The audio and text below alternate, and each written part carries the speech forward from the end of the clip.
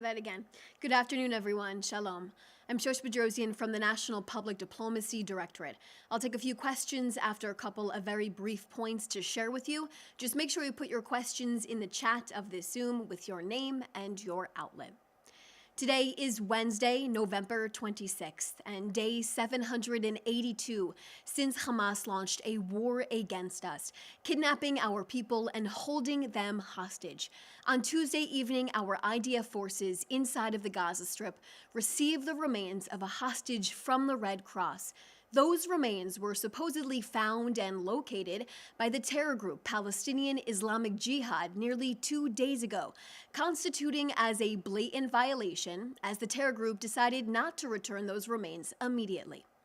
Now, following the completion of the identification process by the Forensic Institute and informing the family this morning, the remains of this deceased hostage who finally returned home is Dror Or of blessed memory. Dror's story is a dark reminder of the horrors our people endured on October 7th and afterwards as hostages.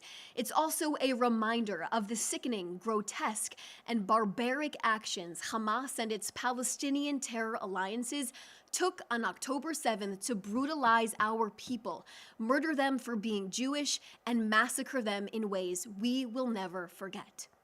Dror Or was 48 years old. He was a father of 3 and a husband to Yonat of blessed memory from Kibbutz Be'eri. Dror worked for many years at the Be'eri dairy and specialized in cheese making there. He even spent time in Italy to understand the craft of it. He was also a chef and a yoga teacher. On the morning of October 7th, the Or family took shelter in the safe room of their home when terrorists soon after set the entire house on fire, causing Dror and Yonat and their children to evacuate through the window. Both Dror and Yonat split up and tried to escape, but were murdered by terrorists. Their children, their 2 children, Noam and Alma, were kidnapped alive into Gaza. They were held there for 50 days until they were released in November of 2023. Dror's children were released from captivity to learn the horrors that their mother was murdered on October 7th and that their father was still a hostage in captivity. It was announced in May of 2024 that Dror, in fact, was murdered on the morning of October 7th by terrorists. Today, after more than 2 years of holding his body and 45 days of Hamas and Islamic Jihad violating the ceasefire agreement, Dror's body is finally home and will be laid to rest.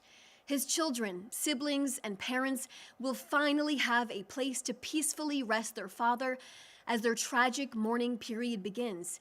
May his memory forever be a blessing. We will tell Dror's story even when media outlets won't.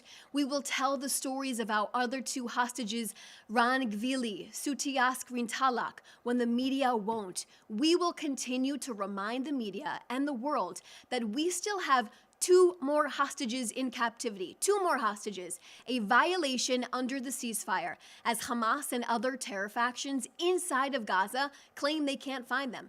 Palestinian terrorists took our people on October 7th, and you do not just lose people, you take captive. Prime Minister Netanyahu has made it clear, we will not rest until all of our hostages are back home. We will do everything to bring back home our people. Under his leadership, we have recovered and rescued 253 hostages, and of those, 168 were recovered alive, and 85 of them were recovered deceased. Next, violation after violation. On Tuesday, another terrorist was identified crossing the yellow line in northern Gaza and approaching our IDF troops, where they posed an immediate threat to our soldiers. The terrorist was therefore eliminated.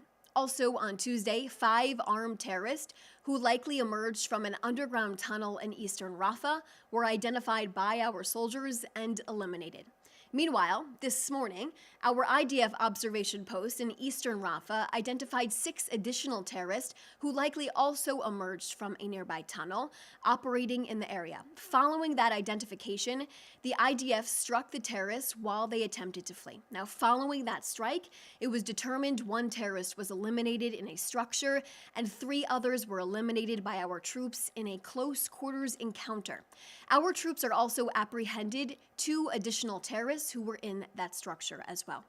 Over the past week, the IDF eliminated more than 20 terrorists and apprehended 8 additional terrorists who attempted to flee from underground terror infrastructure in that area. On Hezbollah, Prime Minister Netanyahu has made it clear this week that under his leadership, the state of Israel will not allow Hezbollah to rebuild its power and will not allow it to pose a threat to the state of Israel ever again. The Prime Minister expects the Lebanese government to fulfill its commitment to disarm the terror organization. This week, Israel